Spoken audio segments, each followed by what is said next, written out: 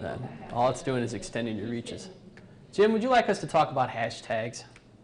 All right. A couple years ago, and I think I'm going to point to 06 again, there were a bunch of wildfires out in California, and a reporter was using Twitter to kind of report the news. And he started to want to single out a keyword, and so he'd put a hashtag, like the number sign, in front of the keyword he wanted to, and that picked up rapidly.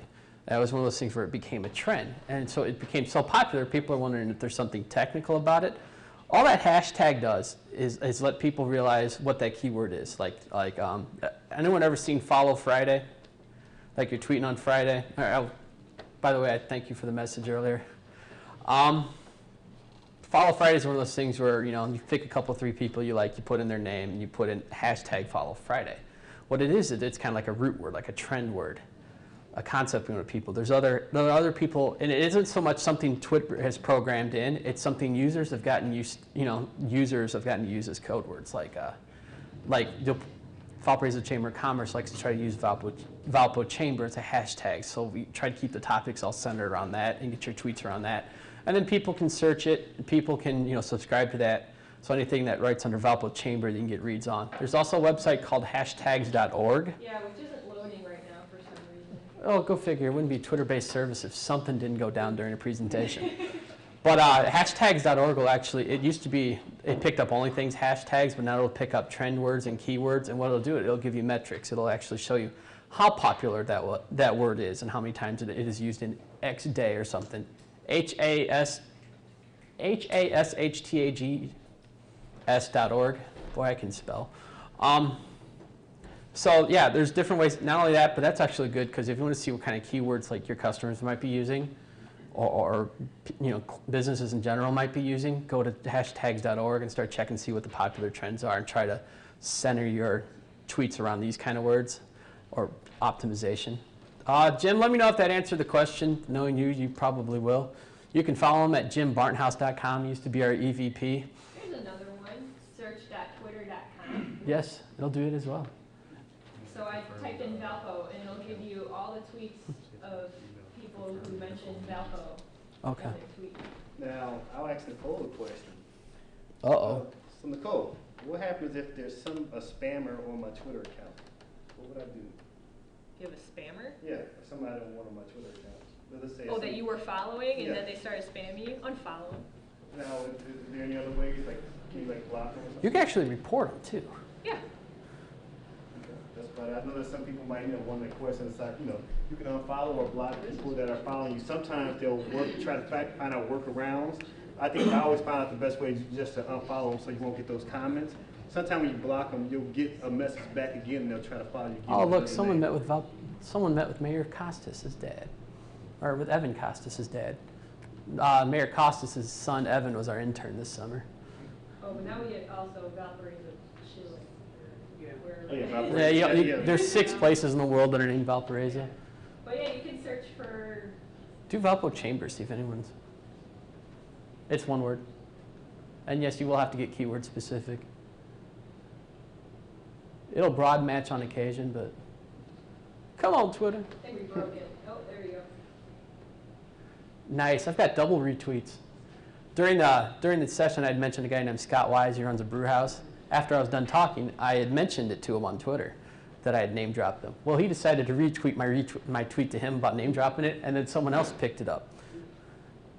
This is where the fun starts. You can kind of start seeing how far down the rabbit hole goes.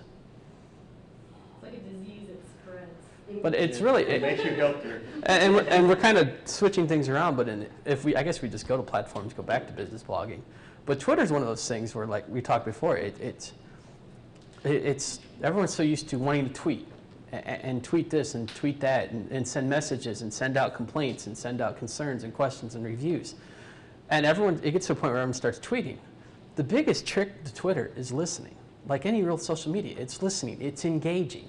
It's going through it. It's looking at hashtag.org. It's looking through the people using keywords. It's going back through and listening to not only customers but trends. It's keeping your ear open. The best companies are always the ones that listen, are always the ones that are thinking about something other than themselves and realizing that the people they're thinking about are thinking about themselves. So you got to go a little counterintuitive, a little counter tempo. It's not only is it research, it's data mining. It's like I was using an example earlier in my head, and it was so great. Then I started playing with this nectarine, and it went away. It will, and it'll be like 5. Actually, I think that, Oh, I'm going to go blogging instead of just finishing the platforms. All right. I can do that. Any other questions? All right. So earlier you guys said everyone has a web presence, and then everyone reaffirmed that, yes, they have a web presence, whether they like it or not. But then only 3 of you said you had blogs. Is that still true? You guys haven't set up a blog in the last 2 hours? nobody shuts any blogs. Hey, I've been sending tweets. I've been running pages, posts. You could call IT and told them to set up a blog for you. He's multitasking today.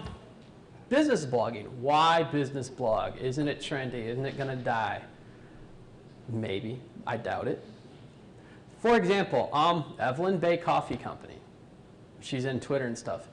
I don't think she has a blog, and I'm going to single her out, but you can check. She probably does. She probably does. Oh, well, then she definitely does. Say you're hungry, or say you want coffee. You want a sandwich and coffee. Well, Evelyn Bay Coffee Company, that sounds good. I wonder if they have any specials. How would I find out about that? I guess I could call the place, but that would involve talking. I just don't want to do that. You know, I don't want to get off the phone. I don't want to get out of this. You know, I don't want to get on the phone. I don't want to get on my chair. I'm waiting for this email to download. How do I check? Well, blog would be a good rate in this case, in this situation. You know, subscribing to her feed, reading her post. Does she have specials running today? Are there coupons? Going back through there. Just for the simple fact that it's a coffee house, so do they have sandwiches? What kind of sandwiches are on special? Oh, tell me they got something with turkey and on pretzel bun. Oh, she's being followed Twitter and Facebook.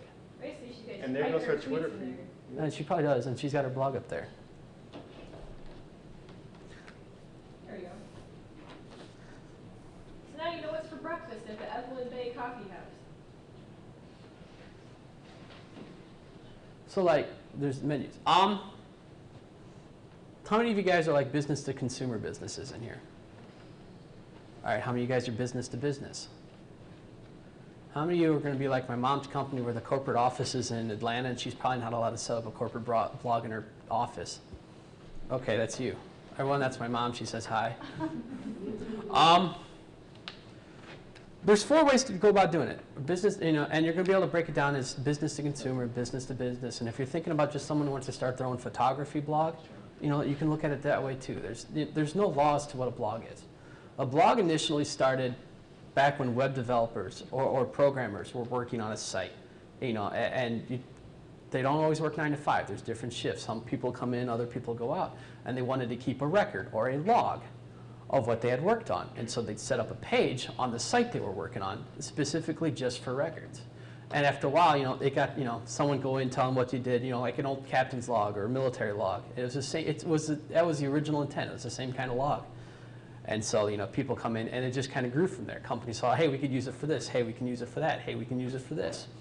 And it's just ballooned into what you see today. Blog, for starters, is not something to be completely intimidated by, only partially.